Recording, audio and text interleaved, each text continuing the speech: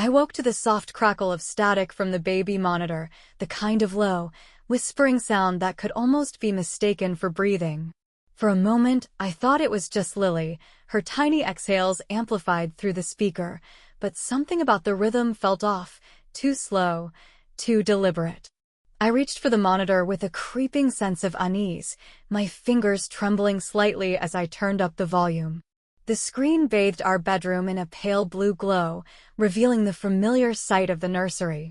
Lily lay on her back, motionless except for the steady rise and fall of her chest. The crib was exactly as I had left it. The door was closed. No one else should have been in that room. A faint whisper crackled through the speaker, so soft at first that I thought I had imagined it. Then, clearer this time, a voice drifted through the static, warm and familiar, curling around me like a memory. "Shoo, my little star. Sleep now." My breath caught in my throat as ice spread through my veins. I knew that voice. I had heard it 1,000 times in my childhood, humming lullabies in the dark, wrapping me in comfort when I was scared. It was my grandmother's voice. But Edith had been dead for 3 years. I sat up slowly, my pulse thudding in my ears as I stared at the monitor, willing my mind to make sense of what I had just heard. The screen showed nothing unusual, just Lily, safe and sound in her crib, the mobile above her swaying gently in an invisible draft. I turned toward David, but he was still asleep, his back rising and falling with deep, even breaths. He hadn't heard it. I wanted to wake him, to shove the monitor into his hands and demand he listen, but doubt clawed its way into my mind. Maybe I was imagining things. Maybe it was nothing more than interference, an old radio signal bouncing off the storm clouds outside, a coincidence that just happened to sound like my grandmother's voice. But as I lay back down, gripping the monitor so tightly my knuckles ached, I couldn't shake the feeling that something was deeply, terribly wrong. My grandmother had always called me her little star, a name no one else had ever used. The house had been hers before she passed, and now it belonged to me. But tonight, for the first time, I had the sinking, suffocating feeling that I was not the only one who had come back home. The next morning, I hesitated before mentioning the voice to David.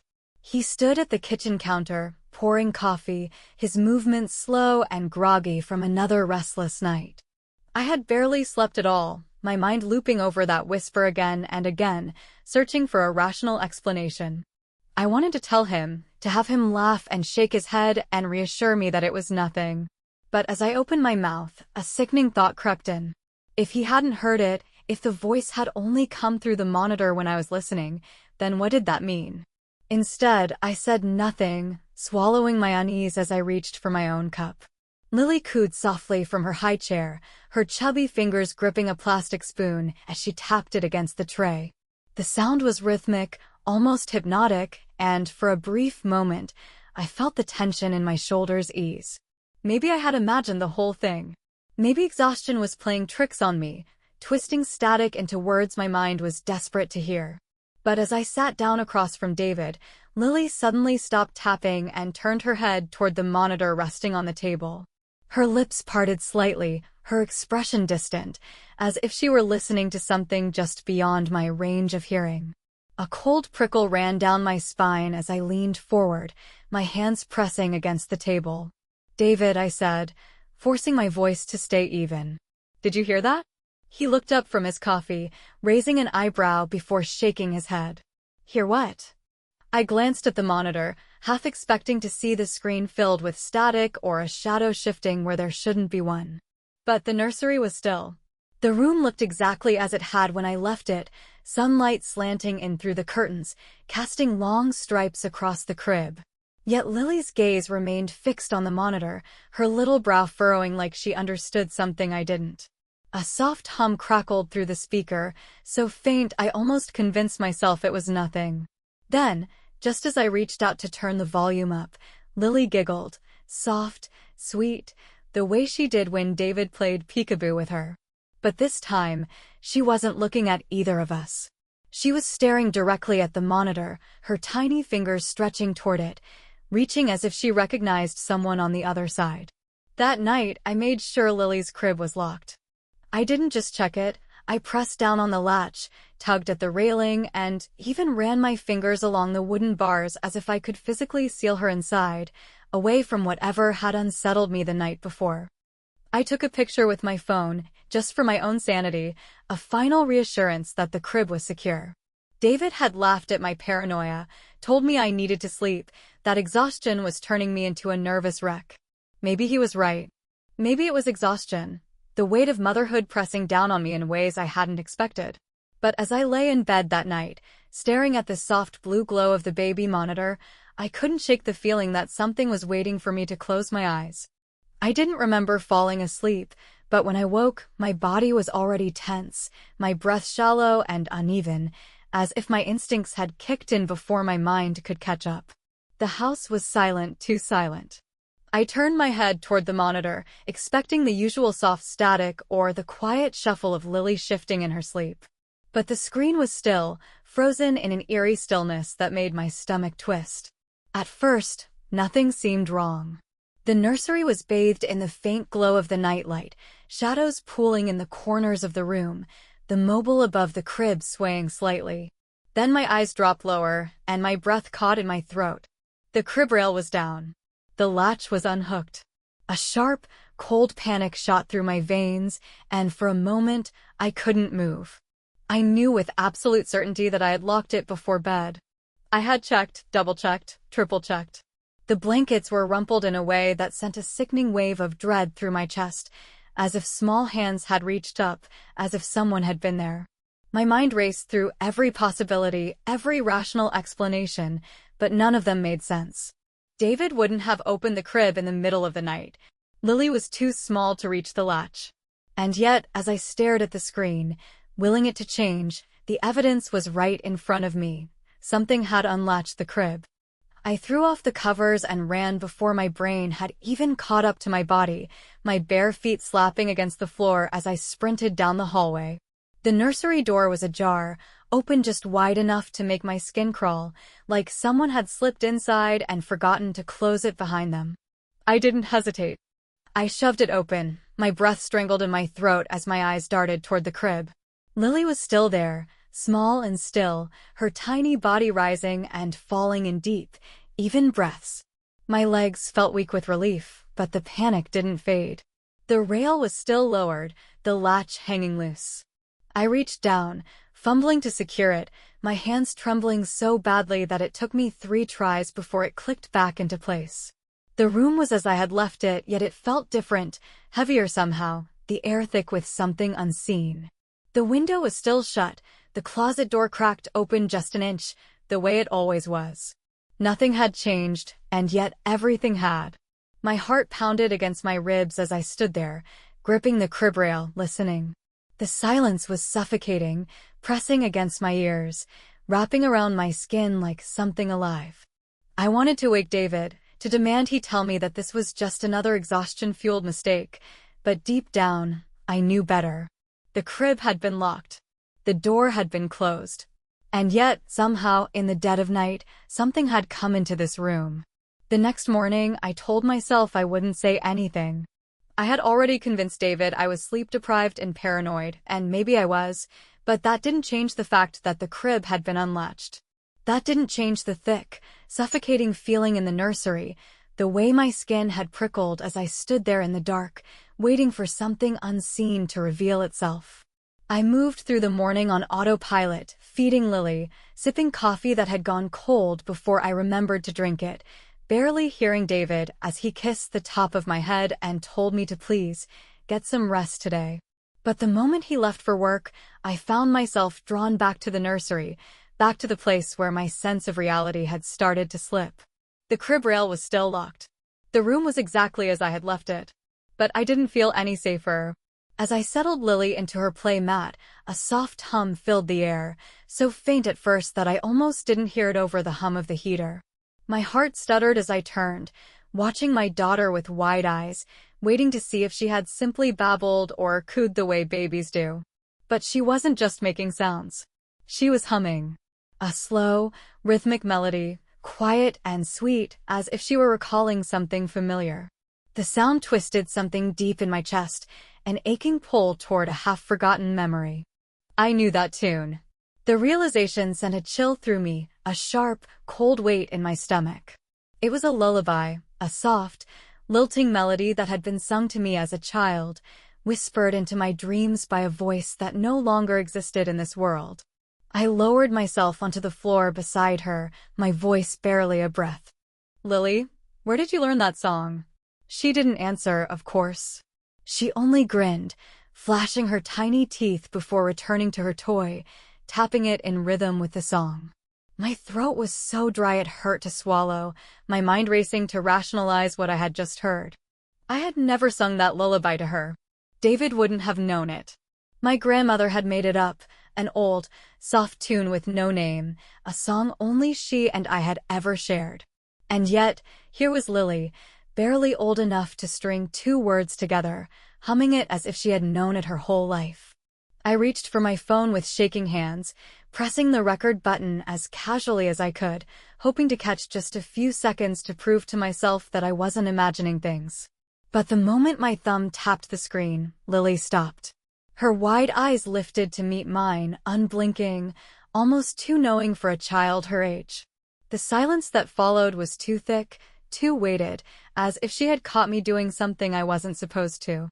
My skin prickled as she tilted her head slightly, her expression unreadable, and then, so softly I barely heard it, she giggled. Not the kind of light, airy laughter I was used to, but something quieter, almost secretive, as if she understood something I didn't. I shut off the recording and forced a smile, trying to steady my voice. "That's a pretty song, baby," I murmured, reaching out to brush her curls from her forehead. She leaned into my touch, warm and solid and real, but the feeling in my chest didn't ease. My grandmother had always called me her little star. She had always sung that song, only for me. And now, somehow, my daughter knew it too. That night, I lay in bed with the baby monitor clutched tightly in my hands, my breath shallow as I listened to the soft crackle of static. Every muscle in my body was tense, waiting, dreading the sound of that lullaby again, the faint hum of my daughter singing a song she should have never known. I had spent the entire day trying to rationalize it, searching my memory for any moment when I might have absent-mindedly hummed it in her presence, but I kept coming up empty. The more I thought about it, the more it made my skin crawl. There was no logical reason she should know that song. There was no explanation for why she had stopped the moment I tried to record it, why she had smiled at me like we were sharing a secret I didn't understand. The baby monitor let out a soft pop of static, and for a moment, I swore I could hear something shifting beneath it, something slow, something deliberate, something breathing. The whisper came again, just as soft as before, but this time, the voice was no longer soothing. "It's coming. Protect Lily. Don't trust the man in the doorway." A cold wave of terror rolled through me, and I sat up so fast the room spun. My fingers clenched around the monitor, my pulse roaring in my ears as I stared at the screen. The nursery was still, bathed in the dim glow of the night light, nothing out of place, nothing moving. But the words echoed in my head, sinking in like ice beneath my skin. "Don't trust the man in the doorway." My stomach twisted violently as my gaze darted toward our bedroom door, my breath catching in my throat. The hallway outside was dark, but I swore I saw it, a shape, tall and unmoving, standing just beyond the threshold, watching. I scrambled for the lamp, my fingers fumbling against the switch, my chest so tight I could barely breathe.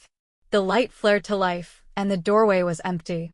My whole body trembled as I scanned the hallway, my breath coming in ragged, uneven gasps. There was no one there. The house was silent, but the dread pressing against my ribs didn't fade. My hands were shaking as I looked back at the monitor, my vision swimming as I tried to steady myself. The whisper had been my grandmother's voice, but something about it had felt wrong, stretched too thin, warped at the edges like an old recording playing just a little too slowly. My throat felt tight as I reached for David, shaking his shoulder, desperate to hear him tell me I was imagining things. But he only grumbled in his sleep and rolled away, leaving me alone in the dark with my heart pounding and my mind screaming. The baby monitor crackled again, just for a second, and then went silent, The next morning, I tried to convince myself that I had dreamed the whole thing, that the whisper was nothing more than leftover fragments of grief tangled up with exhaustion. But as I moved through the motions of my day, feeding Lily, folding laundry, scrolling blankly through my phone, I couldn't shake the sick feeling lodged deep in my gut. The words had been too clear, too deliberate. And the shape in the doorway, I had seen it, hadn't I? A trick of the shadows, a product of my sleep-deprived brain, maybe. But even as I clung to those excuses, I caught myself glancing over my shoulder, my breath hitching at every creak of the old house. I hated how quiet everything felt, how the air seemed too still, as if the house itself was waiting. That night, long after David had fallen asleep, I turned the baby monitor volume all the way up, letting the soft static fill the room as I lay awake, staring at the ceiling. Every so often, I glanced at the screen, watching the nursery, waiting for something, anything to happen. For hours, there was nothing. Just Lily sleeping soundly, her tiny chest rising and falling, the mobile swaying slightly in the draft. Then, just as my eyelids began to droop, the screen flickered. It was only for a second, barely more than a blink, but my whole body tensed as I shot upright. I brought the monitor closer, my pulse hammering, my breath caught somewhere between my ribs. The nursery looked the same, undisturbed, but something in my bones told me I had missed something. My thumb hovered over the rewind button, but before I could press it, the static shifted, stretching into something else. Something wrong. A sound crackled through the speaker, not a whisper this time, but something deeper, something almost inhuman. A slow, rattling exhale, like someone was standing just beyond the crib, breathing too hard, too heavy. My stomach twisted into knots, and I fought the urge to wake David, my fingers digging into the sheets as I stared at the screen. Then, in the corner of the frame, a shadow moved. It was slow, deliberate, just outside the glow of the nightlight, as if it was waiting for me to notice.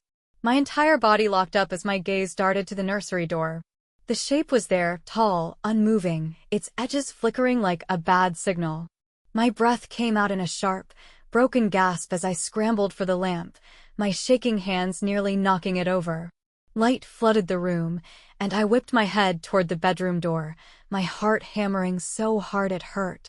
The hallway was empty. There was no one there. But as I turned back to the monitor, a single word came through the static, so low it was almost a growl, mine. I didn't sleep after that. I sat upright in bed, the baby monitor gripped so tightly in my hands that my knuckles ached. My breath felt too loud in the stillness, my ears straining for any sound beyond the soft static humming from the speaker. The shadow on the screen had vanished, but I knew what I had seen. Something had been in the nursery, something standing just beyond the crib, watching. And worse than that, I hadn't imagined the voice. It had spoken. The word echoed in my head, wrapping around my thoughts like barbed wire. Mine. I wanted to wake David, to demand that he listen, that he believe me, but I couldn't bring myself to do it. He would shake his head, tell me I needed sleep, that baby monitors could pick up interference from other houses. But this wasn't static. It wasn't interference. It was something else, something I didn't understand, something that made my skin crawl with the certainty that I was no longer alone in this house. By morning, my fear had hardened into determination. I needed answers, something concrete to explain why my daughter was humming songs she had never been taught, why my grandmother's voice was whispering through the baby monitor, why something had stood in the nursery and spoken to me. The house had belonged to my grandmother for decades before she passed, and if there were secrets buried here, she had known them. I spent most of the afternoon searching, opening drawers, flipping through old photo albums, running my hands along bookshelves as if one of them might click open to reveal some long-hidden truth. It wasn't until I reached the basement that I found it. Tucked in the corner, hidden behind a rusted shelving unit, was a door I had never seen before. My breath caught in my throat as I pressed my palm against the wood, a shiver running down my spine at the faint, almost greasy warmth that radiated from it. It wasn't on the floor plan. I was sure of that. With shaking fingers, I turned the handle, half expecting it to be locked, but it swung open with ease, revealing a small, windowless room. The air inside was thick and stale, tinged with the faint scent of something burned. A rocking chair sat in the center, its wood warped with age, the seat draped in a thin layer of dust as if it had been waiting for someone to return. Along the back wall, a single bookshelf stood, its shelves lined with old, leather-bound journals, their pages yellowed and brittle with time. I reached for the closest one, my heartbeat thundering as I flipped it open. My grandmother's handwriting covered the pages, sharp and hurried, filled with notes that made no sense. It follows blood.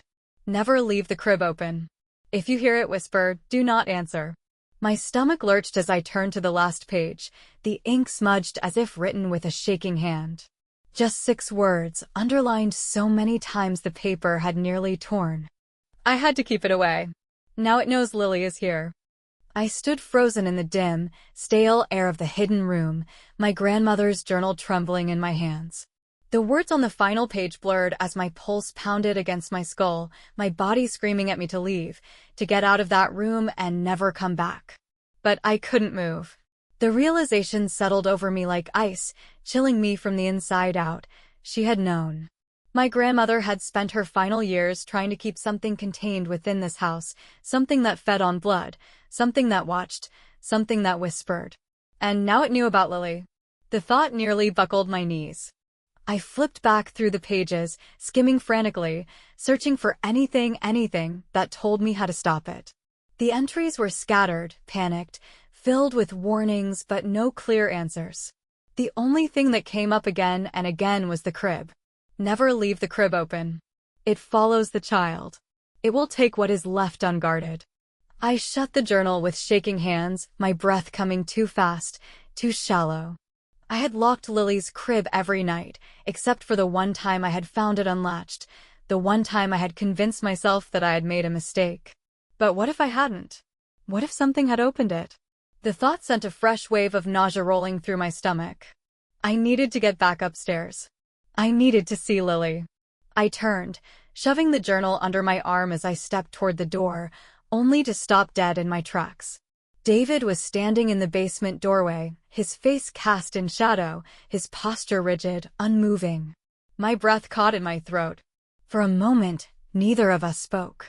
Then, in a voice so calm it sent a shudder down my spine, he asked, "What are you doing down here?"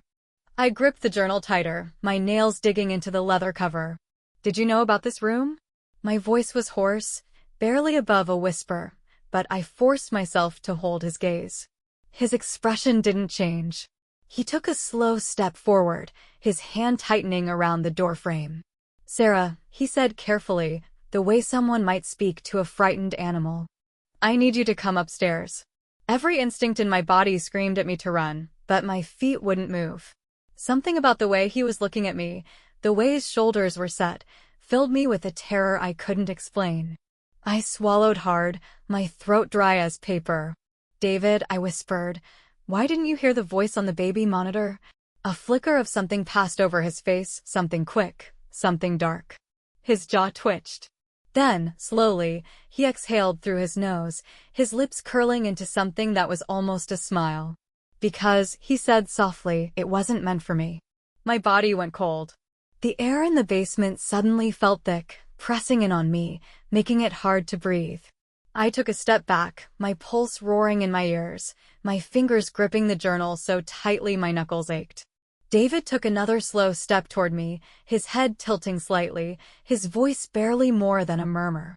"Put that book down, Sarah." My stomach twisted violently. This is not my husband. I didn't know how I knew, but I did. The man standing in front of me, the man who wore my husband's face, the man who slept beside me every night, he wasn't David anymore.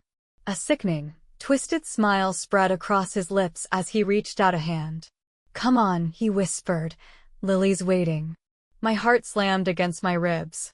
I bolted before he could move, shoving past him with enough force to send me stumbling into the wall. His fingers grazed my arm as I tore through the doorway, sprinting up the basement stairs, my only thought, my only focus, Lily. The baby monitor was still in my room, still on, still watching. I needed to get to her. I needed to stop whatever this was before it was too late. Behind me, from the depths of the basement, David's voice, or what was left of it, called out, slow and taunting, thick with something that didn't belong in this world. "You left the crib open again." I ran faster than I ever had in my life, my bare feet slamming against the hardwood as I tore up the stairs, my breath coming in sharp, ragged gasps. My mind screamed Lily, Lily, Lily with every step, drowning out everything else, pushing me forward even as terror clawed at my throat. The hallway stretched before me like a tunnel, the nursery door just slightly ajar, swaying gently as if someone had only just stepped inside. My vision blurred, my pulse roaring in my ears as I reached for the doorknob, my fingers trembling so violently that I barely managed to grip it. I shoved the door open so hard it banged against the wall, my voice breaking as I gasped, "Lily." The nursery was still. The mobile above the crib turned slowly, the soft glow of the night light flickering as if struggling to hold back the dark.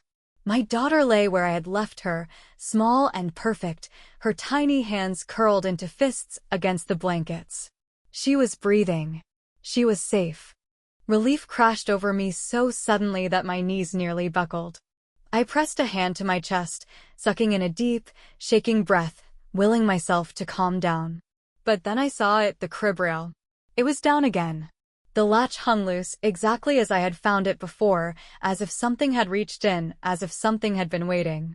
The fear that had momentarily eased came rushing back in full force, sharp and suffocating.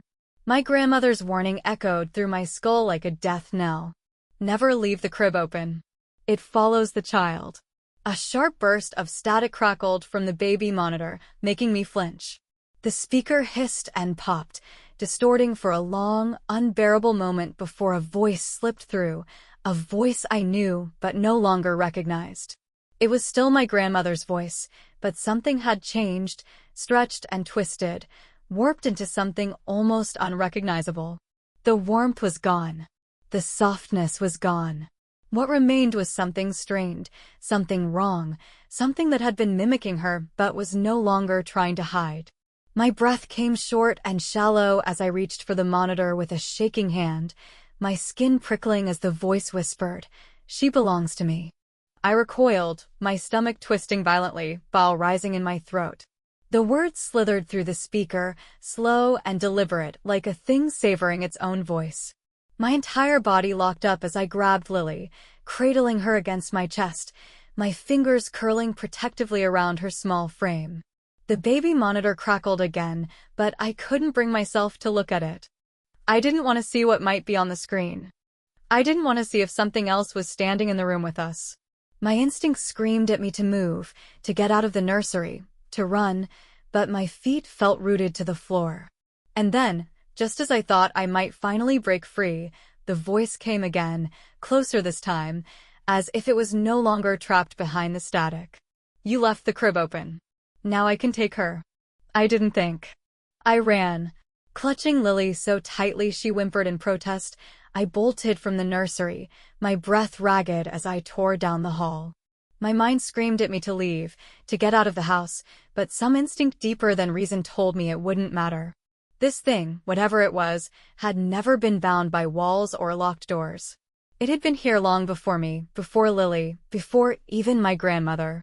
It wasn't just inside this house, it was the house. Running wouldn't save us. I needed to end this, needed to find a way to shut whatever door my grandmother had been desperately trying to keep closed. My pulse pounded as my feet carried me not to the front door, but up the narrow staircase leading to the attic. If my grandmother had hidden the truth somewhere, it had to be there. The attic was suffocatingly hot, thick with dust and the scent of old wood and something faintly metallic, like rust or blood. My fingers trembled as I flicked on the light, the single bare bulb swinging slightly, casting long, warped shadows that stretched and shrank across the floor. Boxes were stacked haphazardly, some sealed with brittle, yellowed tape, others left open, their contents spilling out in forgotten heaps of fabric and papers. My breath came in short gasps as I pushed past them, scanning frantically for anything, any clue, any sign of what my grandmother had tried so hard to contain. And then I saw it. Against the far wall, Half buried beneath an old quilt was a large wooden trunk, its lid carved with strange, looping symbols that sent a ripple of nausea through me just looking at them. I dropped to my knees, shifting Lily in my arms as I pried the trunk open with shaking hands. Inside, buried beneath stacks of crumbling letters and brittle newspaper clippings, was a single, leather-bound book, the twin to the journal I had found in the basement. My hands trembled as I flipped it open, my grandmother's handwriting scrawled hurriedly across the pages, more frantic than before, more desperate. The house is not haunted. The house is hungry. It must be fed, or it will take. My stomach lurched as I turned the page, finding a crude drawing of a child's crib surrounded by a ring of symbols, the same ones carved into the trunk, the same ones I had seen faintly scratched into the wooden floor of Lily's nursery. Worn down with time, but still there.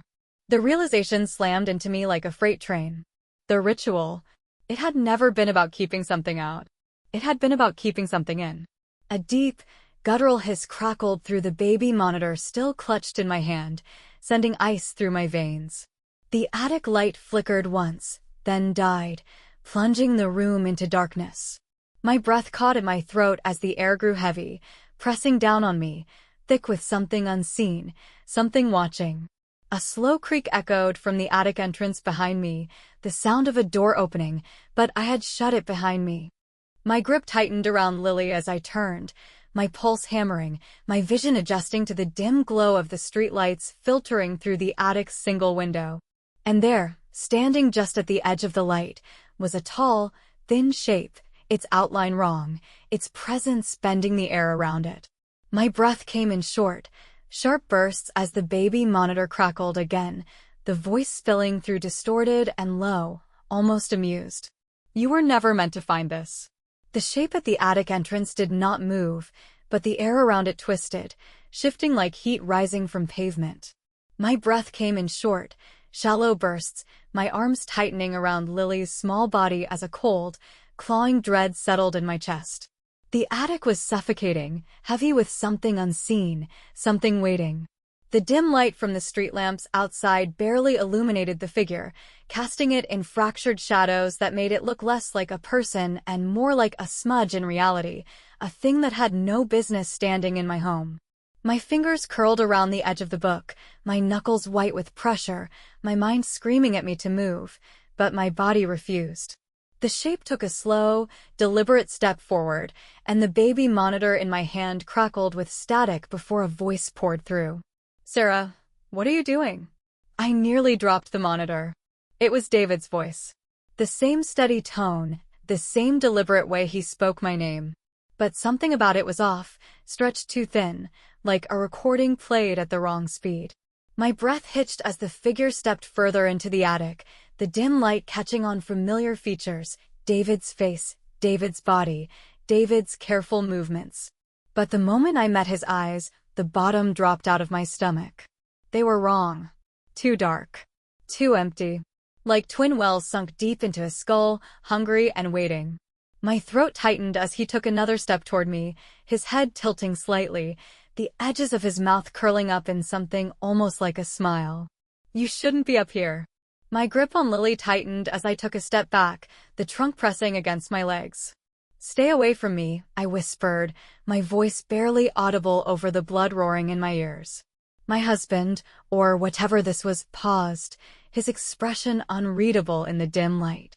Sarah, he murmured, softer now, almost soothing. You're scared. I get that. But you need to come downstairs. We have to talk. His voice should have been comforting. It had comforted me for years. But now it only made my skin crawl. It was the way he said it, the we have to talk part, like he was trying to convince me that nothing was wrong, that I was the one acting irrationally. But I wasn't. I knew what I had seen. I knew what I had heard. And I knew, deep in my marrow, deep in the primal part of me that still recognized danger, that this was not my husband. I clutched the journal tighter, my gaze darting to the open trunk, to the strange symbols carved into its lid. My grandmother had known how to keep this thing at bay. She had spent her final years fighting to protect this house, to protect me. And now it wanted Lily. I swallowed hard, my throat dry as sandpaper. Where's my husband? My voice was barely above a whisper, but the thing wearing David's skin heard me. It blinked once, its expression unreadable. Sarah, it said again, slower this time, as if trying to be patient. You're not thinking clearly. The baby monitor crackled violently, cutting him off. A sharp, high-pitched whine filled the attic, piercing and shrill, and for a split second, I swore I heard another voice beneath the static, my grandmother's voice. The thing in front of me flinched, just barely, its body tensing for the first time. And that was all I needed. Clutching Lily against my chest, I lunged for the trunk, my fingers scraping against the old wood, searching for something, anything, that could help me finish what my grandmother had started. The monitor screamed with static as the thing let out a slow, rattling breath, its voice curling around me like smoke. Sarah, it murmured, that almost smile stretching wider. If you don't stop this, I will make sure she never wakes up. The attic walls seemed to close in as the thing wearing David's face took another step toward me, its dark, empty eyes locked on mine. My breath came in short, ragged gasps, my arms tightening around Lily as I pressed myself against the old trunk, desperate for something, anything, that could stop this. The baby monitor in my hand screeched again, the static warping, distorting, until I swore I could hear my grandmother's voice buried beneath the noise, faint and distant, like an echo from the grave. I didn't understand what she was saying, but it didn't matter. The message was clear. She was trying to help me. But the thing in front of me didn't flinch this time. It only smiled, wider now, stretching too far, the skin at the corners of its mouth pulling tight, too smooth, too wrong. Put the book down, Sarah, it said, its voice perfectly calm, perfectly measured, but there was something underneath it now, something frayed and breaking, as if it was growing impatient. You don't have to do this. Come downstairs. We can pretend none of this ever happened. My stomach twisted violently. Pretend? I swallowed the thick knot in my throat, forcing my voice to stay steady even as my entire body trembled. I know what you are, I whispered. I know what you've been doing. The thing that wasn't David let out a slow, rattling sigh, like it was disappointed, like I had somehow let it down. You think you understand, it murmured, shaking its head. But you don't. This house belongs to me now. She belongs to me now. Its eyes flicked down to Lily, and a cold, sick fear wrapped around my chest like a vice. I took a step back, but the trunk was behind me, nowhere left to go. My fingers scrambled over the surface, searching, pressing into the deep carvings of the symbols etched into the wood, willing them to mean something, to work. She isn't yours, I hissed, my voice shaking. And neither am I. The thing in front of me stilled, its expression unreadable. Then, slowly, its head tilted to the side, the smile fading from its face. Is that what you think? It asked, the false warmth in its tone vanishing. The room seemed to darken, the air thickening like tar, pressing against my skin. You don't remember, do you? My pulse pounded against my skull, a deep, resounding no echoing in my brain, because I didn't want to hear what it had to say, didn't want to know. But it leaned closer anyway, just enough that I could see something shifting beneath its skin, something unnatural stretching and pulling beneath the surface. And when it spoke again, the voice that came out wasn't David's anymore. It was something older. Something that had been waiting. Your grandmother gave me you first. My whole body went cold. The words slithered through me like something living, burrowing deep, unraveling every truth I thought I knew. Your grandmother gave me you first. The thing wearing David's face watched me, waiting, its expression unreadable, but its presence pressing against me like a weight. My mind scrambled to reject it, to shove the words out before they could take root. It was lying. It had to be lying. My grandmother had spent her life protecting me, hadn't she? She had warned me, left behind her desperate, frantic notes, fought to keep whatever this thing was out. But the doubt was already there, spreading like rot, whispering ugly questions. If she had been trying to protect me, then why had she never told me what was really inside this house? Why had she never warned me until it was too late? The thing took another step forward, and I flinched, pressing my back harder against the trunk, my grip tightening around Lily. You don't remember, it murmured, almost thoughtful. But you should. You were here before. Just a child, too small to understand. You were meant to stay, Sarah. It said my name like it owned it, like it had been whispering it long before I ever set foot in this house again. My pulse pounded against my ribs as memories flickered at the edges of my mind, half-formed and hazy, things I had long forgotten, or maybe things I had been made to forget. Flashes of the nursery before it had belonged to Lily, shadows shifting in the corners, a lullaby hummed by someone who was not my grandmother. A sickening wave of nausea rolled through me. I shook my head, gripping the book against my chest as if it could shield me. "You're lying," I choked out, but the words felt weak, brittle. The thing in front of me only smiled again, its head tilting just slightly, as if it was amused. "Am I?" The baby monitor crackled violently in my hand, the sound warping, distorting, filling the attic with static that seemed to come from inside the walls. And beneath the noise, deep and rasping, a voice whispered something that made my stomach drop. "Come back, little star." The nickname I hadn't heard since childhood. The name my grandmother had given me, the name that had always made me feel safe. But coming from this, it curdled into something rotten, something claimed. The floor beneath me groaned, a deep, splintering sound, as if the house itself was breathing. The walls trembled, the old beams creaking under some unseen pressure, and I knew that I had waited too long. The house was awake now. It had been starving, waiting, whispering, but now it was feeding. The thing in front of me inhaled deeply, like it could taste my fear, its smile widening. "She feels it too," it murmured, nodding toward Lily, who had gone eerily still in my arms, her small body pressed against my chest. Her eyes were wide, unfocused, staring into nothing. My breath hitched, terror surging up my throat like bile. "You don't have much time," the thing whispered, stepping closer. "Decide, Sarah. You or her." Something inside me snapped. I didn't hesitate. I didn't think.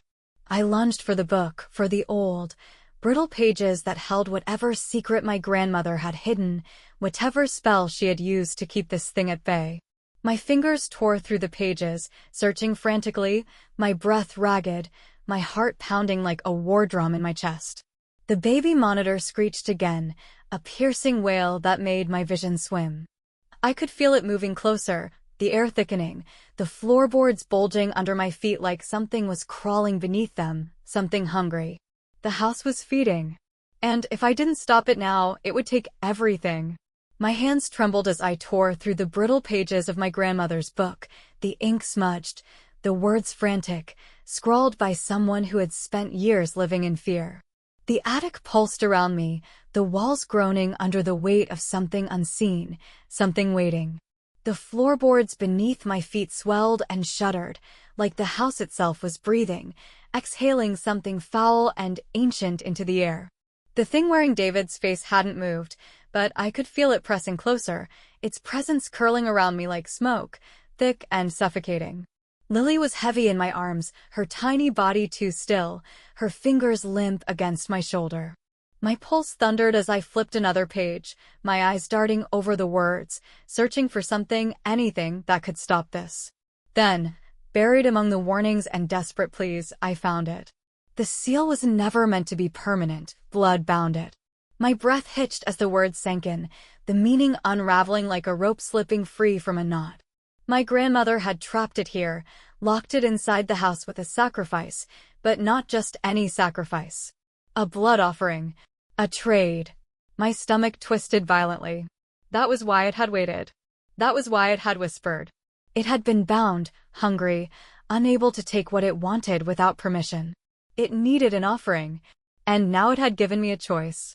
My fingers clenched around the book, my vision swimming as I turned my gaze back to the thing standing in the doorway, its face still wearing my husband's, still wearing his voice. "You knew," I whispered, my throat raw. "You were waiting for me to figure it out." The thing let out a slow, satisfied exhale, its lips curling at the edges. "You always had to choose," it murmured, taking another step forward. "Your grandmother knew that. She made her choice. Now it's your turn." A cold, sickening dread settled in my bones, pressing against my ribs like a vice. My grandmother had made a choice, one that had kept me alive, had kept the thing inside this house locked away for years. But now the seal was breaking. The hunger had returned. And it was offering me the same impossible choice, a life for a life. My vision blurred with unshed tears as I looked down at Lily, her small, fragile body curled against me, her breath slow, too slow. I could feel it, the weight of the house closing in, reaching for her, waiting for me to speak the words, to make the choice my grandmother had made before me. The pages of the book trembled in my grip, my mind screaming at me to move, to do something, to decide. If I gave myself, the house would take me, swallow me whole, and Lily would be free. She would never remember this place, never hear the whispers, never feel the thing in the walls waiting for her. But if I refused, if I ran, then the house would take her instead. It would take her because of me. The thing smiled wider, as if it could hear my thoughts, as if it already knew what I would do. "Choose, Sarah," it whispered. "She doesn't have much time." My heart pounded, my breath came fast and shallow, my arms tightening around Lily as I pressed my lips to her soft, warm forehead. And then, with my voice barely more than a breath, I made my choice. The moment I spoke the words, the house reacted. The walls trembled, the floor buckled beneath me, and the air thickened with a pressure so intense it felt like I was being squeezed from the inside out. A low, unnatural groan vibrated through the attic, rattling the old beams, filling every hollow space with something dark, something ancient. The thing wearing David's face let out a sound that was not human, a shriek, raw and splintered, a noise that made my vision blur and my stomach turn. Its body convulsed, jerking violently, its limbs distorting, its skin pulling too tight over its bones.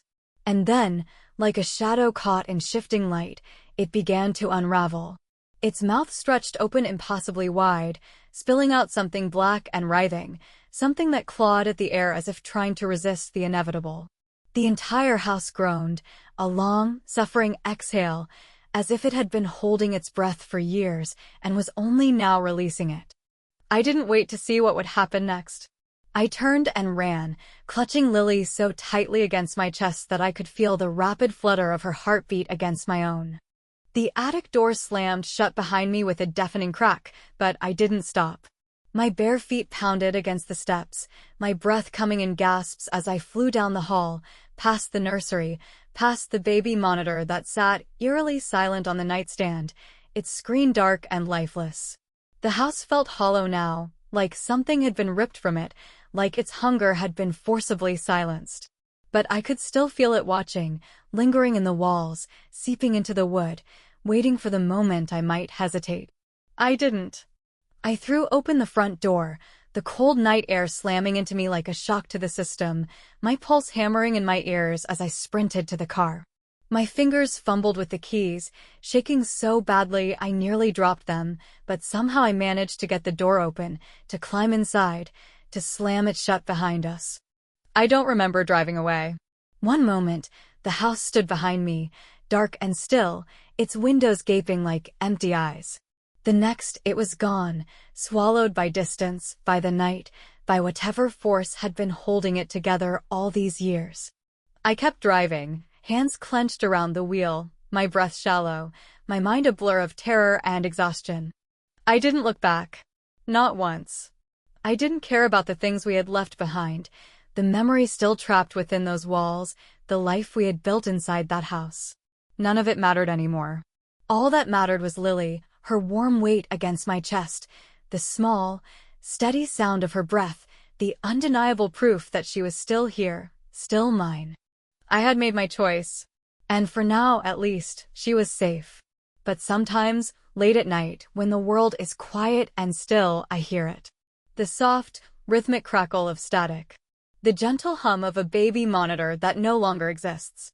And beneath it, barely more than a whisper, my grandmother's voice, rising from somewhere far away, from somewhere I can't reach. Shh, my little star, sleep now. Thank you for watching this video to the end. I have new videos on my channel every day, so don't forget to subscribe. Let me know in the comments what I need to work on when creating new videos or what stories you'd like to hear more of.